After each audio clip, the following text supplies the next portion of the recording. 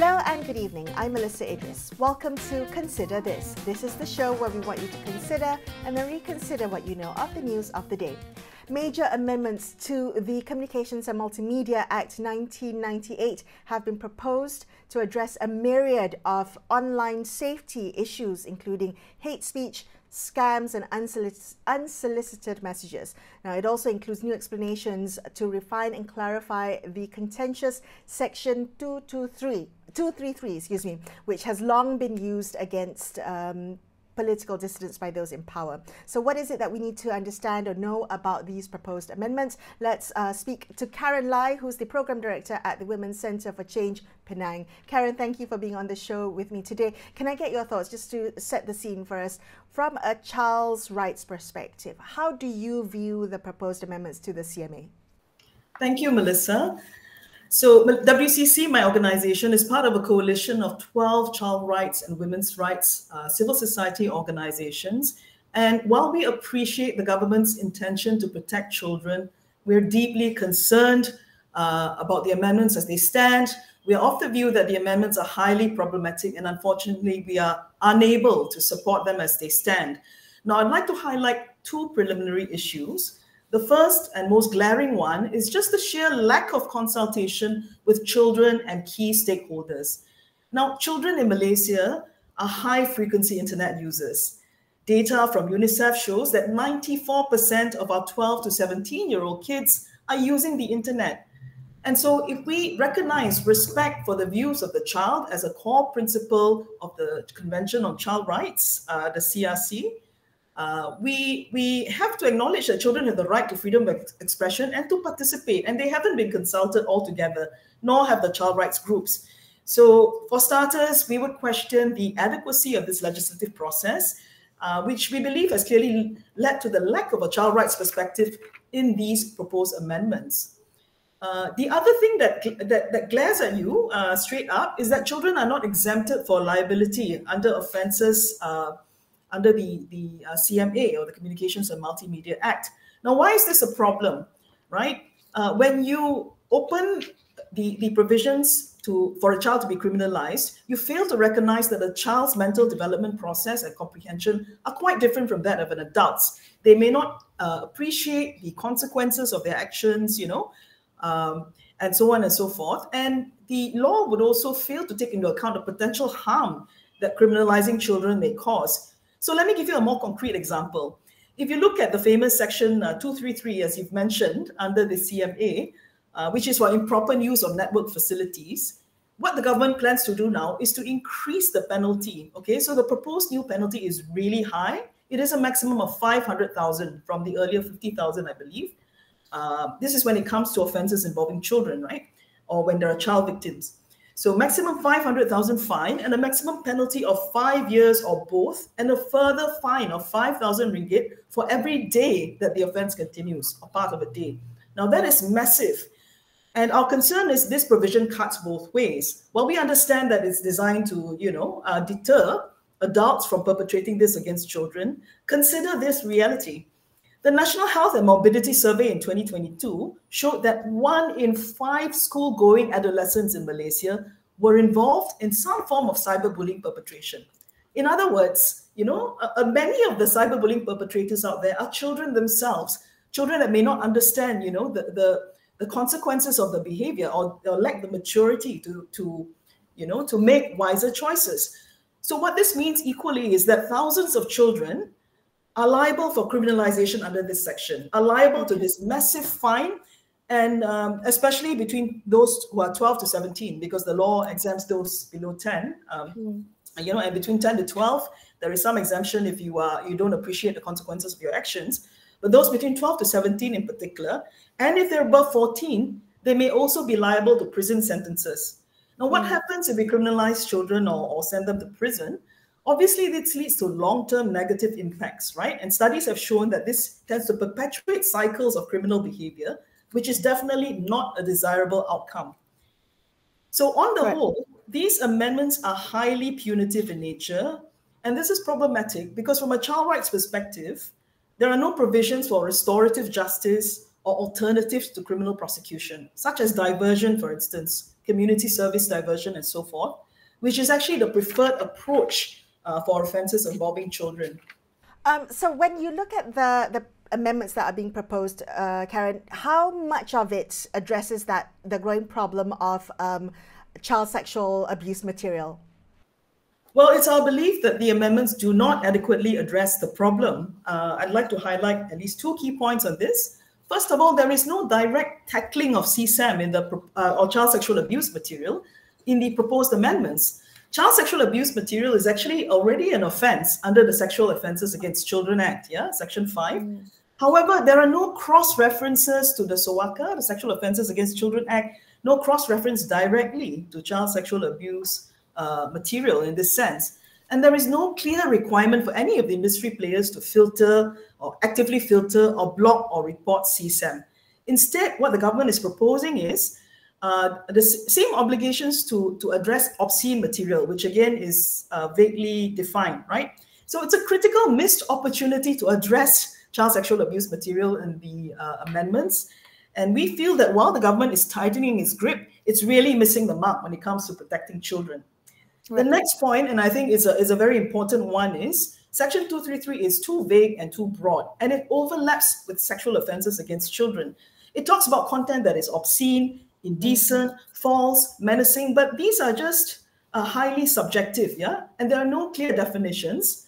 There are only a bunch of vague explanations for what these are, right?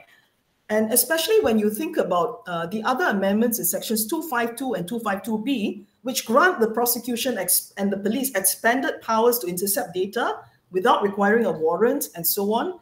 This is very worrying. You've got vague provisions and you've got tighter powers of intervention, right? So that could seriously lead to a potential abuse of power. Now, alarmingly, from a child rights perspective, there is an overlap with the Sexual Offences Against Children Act. For example, under the SOACA, Sexual Offences Against Children Act, child sexual abuse material attracts a penalty of maximum 30 years. Whereas under the CMA, if you've got this type of, obscene content and so forth against the child, it's only a maximum of 5 years imprisonment. Huge disparity, exactly. So you have a lack of clarity in what all these things mean, and then obviously a much lower penalty. We are very concerned that the vague, the vague provisions coupled with the lower bar for investigation overall, right, lower penalty, will result in a huge loophole for perpetrators if authorities choose to prosecute under these sections. So we are fearful that this will lead to inconsistent or arbitrary practices in the charging of offences. We definitely see this as a huge setback in terms of child protection efforts. And we don't understand how it could be said that it adequately protects children against child sexual abuse material offences. Karen, thank you for bringing this to our attention. I appreciate you sharing your perspective with us. Thank you for your time. That was Karen Lai from WCC Penang. We're going to take a quick break here and consider this, but more on the CMA amendments after this. Stay tuned.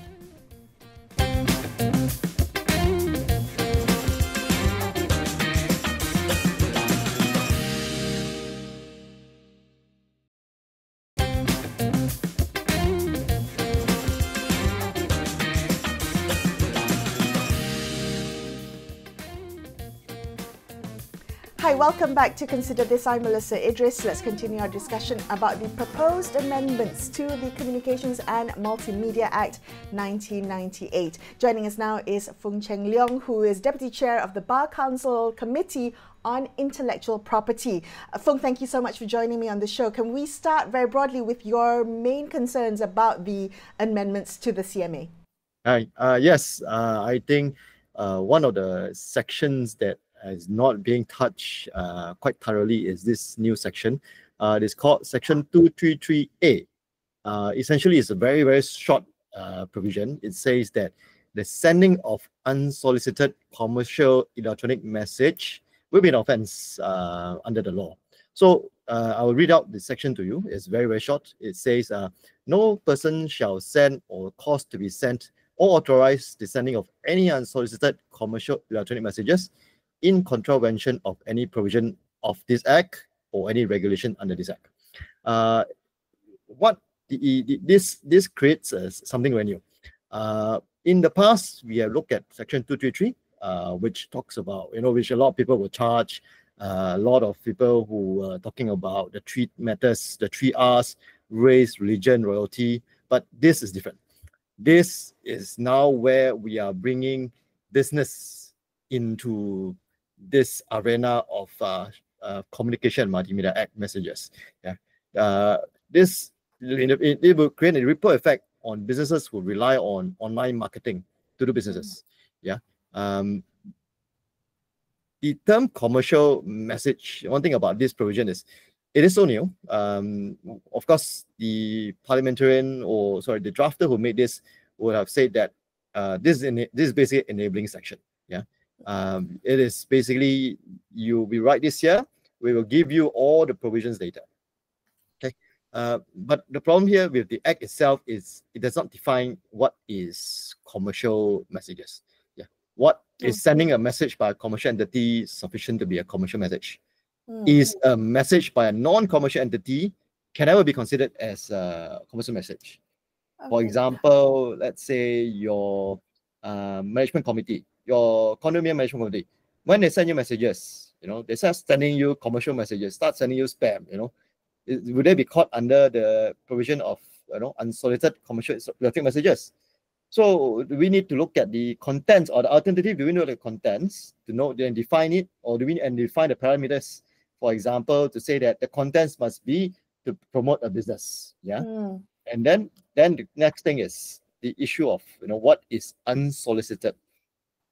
So there is if you look at the provisions of Australian Spam Act, for example, they have a provision to say consent. Once I've consented, there is no longer an unsolicited message. So if they add in a provision to say in the Act, to say that once I've obtained consent, there will be no longer any unsolicited issue there. So I think in respect of these 2 points, the Act is lacking in that manner. And another thing is the provision, if let's say it is for the purpose of combating spam and scam, I think is a not very efficient provision. I say this because if you look at the provision, it says that it must be in contravention. The message must be in contravention of the Act or any regulation under this Act. Of course, the Act we look at most is 233 your 3R issues. Of course, your unsolicited messages won't have all these 3R issues. Then we look at regulations. The current regulations does not address all this content. So we would probably be thinking, okay, the regulations may be they will define what is the commercial messages that falls within it, and so on and so forth. But again, the things that if you want to introduce a new law, you should table it to the members first and let the members see whether this is good enough or not. Right. So right now we don't have clarification as to how this is categorized, how it might distinguish between harmful spam versus legitimate marketing, what is commercial, what is not commercial. I do want to ask you, when I think about spam, I think about it being fueled by the sale of personal information. Does this section 233A, actually address the root causes of that, or is it just targeting the symptoms of the problem? Well, I think is one of the ways they want to combat all this this sale of personal data. The Personal Data Protection Act itself has a provision to combat direct marketing. They call it direct marketing, and it is what we call a strike one requirement, whereby if you tell them, let's say you've been receiving messages, and you tell them stop sending me anymore, and then they start sending, then your right to file a complaint is triggered. Whereas in this provision, there is no such mention. So in a way, there's an overlap there. But again, the 233A, useful if people use it to buy and sell, to combat those people who buy and sell all this personal data. But it is only that is not limited to that. Yeah. Okay. All right. So in the time that we have left, about a couple minutes left, I do want to ask you what recommendations would you offer to lawmakers to improve this bill? It has had so many red flags raised by civil society groups. Are there areas not limited to Section 233A that concern you, that you would like to see improved or lawmakers reconsider? I think one of the things that was not looked at is the provision of access blocking provision. What access blocking provision is basically the process to block a platform, a website. So you will see that today's news is that 2000 website has been blocked because of copyright infringement. Currently, there is currently a provision there, but the provision is worded very, very widely. Normally, it is only enforced when there is a complaint or a request by another government agency. MCMC will do the necessary to have it blocked. But currently, there is no provision under the law to request by a private owner, for example, a private person, or let's say a company, to block a certain website. It is nothing new. So in Philippines, for example, there's a new provision to allow brand owners to block website that sells counterfeit products.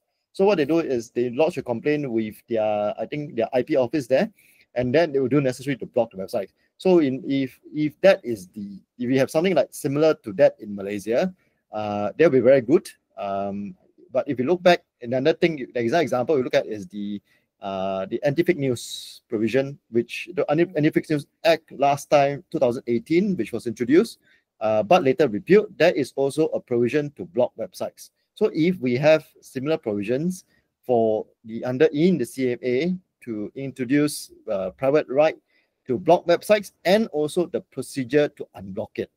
Currently, there is no procedure to unblock any websites. So if, let's say, usually you will need to go by judicial review and so on and so forth, which is also a time-consuming and expensive process. So if, let's say, the Act itself provides a very simple, straightforward manner to unblock, that would be excellent as well. Foong, thank you so much for being on the show with me today. That was Foong Cheng Leong from the Bar Council Committee on Intellectual Property. Another quick break here on Consider This. We'll be back with more. Stay tuned.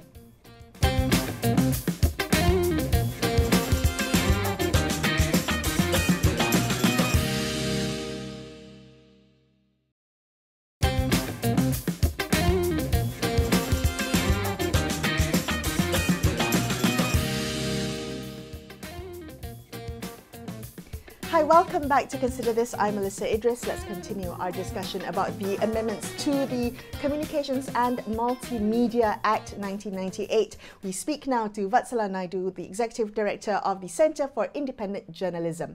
Wathshlah, thank you for being on the show with me today. What are your main concerns when it comes to the CMA amendments in the context of freedom of expression? Yes, thanks, Mel. Good to be back. I think one of the most important things we've seen how in the last 5-10 years, how Section 233 of the Communications and Multimedia Acts have been basically weaponized. It's become a tool to censor critique, to shut down any kind of opinion that's not tolerated. So we've seen it being used against media, we've seen it being used against human rights defenders, as well as opposition politicians. And it's a vicious cycle, regardless of who's in power. 233 has been invoked repeatedly. And if we look at Section 233, even without the amendments, it's quite unbelievably broad, vague, and it's got words like obscene, it's got words like menacing, but the most interesting thing, it's got the word intent to annoy. And how do you define annoy, within a legal framework? So it's been misused repeatedly, right? So now with the proposed amendment, what it has done, although the government keeps claiming that the intention of the amendment is to address issues around child sexual abuse, pedophilia and so forth, and scams and all. But if you really unpack the 60-odd pages in terms of freedom of expression, it's not just 233, because 233 is what we've been looking at. But beyond that, it's actually an expansion of the powers of the commission itself, the MCMC, the Malaysian Commission of the Malaysian Communications and Multimedia Commission. They already have expansive powers, but the amendments now gives them additional powers, not just to come up with subsidiary legislation, but with their own condition on licensing conditions. And this, if you look at even Bar Council's circular today, it's actually unconstitutional, because freedom of expression is a right guaranteed in our federal constitution, Article 10. Any restriction to that has to go through the Parliamentary Act, right? So what we are doing is literally usurping the power of Parliament by conferring this power now to MCMC or to the minister for that matter. So I think that's the second thing. The third thing in terms of freedom of expression is also looking at it, the power that is now in the hands of both MCMC and the minister, state essentially, to access data. We're going to have, and this is one of the largest expansion of powers that we are seeing. Quite a number of amendments that has been proposed with regards to accessing data. They can enter into premises. They can request communication data. Communication data is not defined. It's not, there are no safeguards into that. They actually now can also enter into premises without warrant. So this is a power conferred to usually a police officer not below the rank of inspector under our criminal procedure code. But they've added another term, authorized officers. And the funniest thing, and this I can't even believe that is actually in our law, is the fact that they have said even a defective warrant is fine. Right? A defective warrant is allowed in this proposed amendments. That's where we are at with regards to our government. So all these curbs, not just our freedom of expression now, is really our fundamental civil liberties are being challenged in the name of correcting certain harm. Okay, so these expansion of powers, of investigative powers, how do you think it might affect press freedom? And I'm just wondering, in terms of the protection of journalistic sources, for instance, can they compel journalists to give up their sources? Okay, it's a really interesting question that you're asking, Mel, because 233 has always been used against journalists, right? Not just 233, even the powers of MCMC. Just a few weeks ago, we had one media outlet being asked to take down their content, right? Which is of a huge public interest on a scandal, right? And that's the power of MCMC. Now, and aside for that, 233 has been repeatedly invoked for investigation. Now, what they have done is they've provided within 233 and basically a series of explanations. There are 6 explanations, right? To say that journalists, in the course of carrying out their duties, in reporting certain matters, which falls under the category of offense, grossly offensive now, would not necessarily be charged for an offense under this particular one. But guidance are mere guidance, right? Explanatory notes are guidance. They don't have the same weight as a law, right? But the thing that is going to be of larger risk is this expanded power to access data. That means entering into premises, requiring and requesting you to reveal, disclose data. There is really no measures to say what kind of data they're going to be required, because the powers to determine the rules will be with the minister, right? So that means, imagine if your office is raided, they are able to access all the laptops, compel you to disclose all the information. That means you have to give up all your passwords. You can still do that, right? But at least there are certain level of protection we used to have under PDPA. But now with this amendments, they have to disclose everything. That means our list. Imagine you have lists of your sources protected, encrypted, for example, in your laptop, on your phones. Our encrypted messages now can be accessed as well. They also have the powers with regards to surveillance, and they can actually not just about intercepting communication, they can set up devices to intercept communication. That's how powerful this law is going to be once it's amended. Okay, so where do we go from here? I mean, these are important red flags that you're raising for us tonight. What would you like to see in terms of what happens after this? The best case scenario, the law is not passed. The amendments are not passed. It gets sent out. What we are proposing, we've been lobbying, we were in Parliament the whole day today, is for the draft to be, the bill to be sent to the Parliamentary Special Select Committee on Human Rights, Election and Institutional Reform for a thorough review and to have consultation. I want to note this, that there were no constructive, meaningful consultation with any civil society. And if they claim otherwise, that is really misleading the public, because constructive, meaningful consultation means you let people know what you're planning to amend. We should have access to the amendments, and we should have a constructive, substantive discussion. This has not happened in Malaysia, not just now. So this is lacking. So what we think is critical is for the public to weigh in. Public is only hearing one side of the story. We are protecting children. We are protecting people against spams. We are protecting people against side trolls, right? But public need to know we are giving away our rights with regards, not just about expression. It's about people now being able to enter into our premises with defective warrants or even without warrants, right? It's even bypassing protections that we have in our CPC, right? So I think as public, we really need to speak up, right?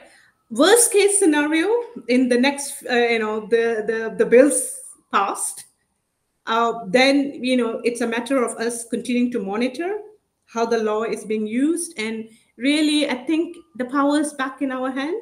Who's going to, who we're going to vote back into power, basically.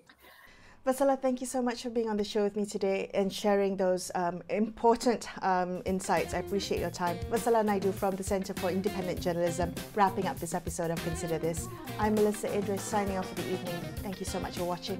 Good night.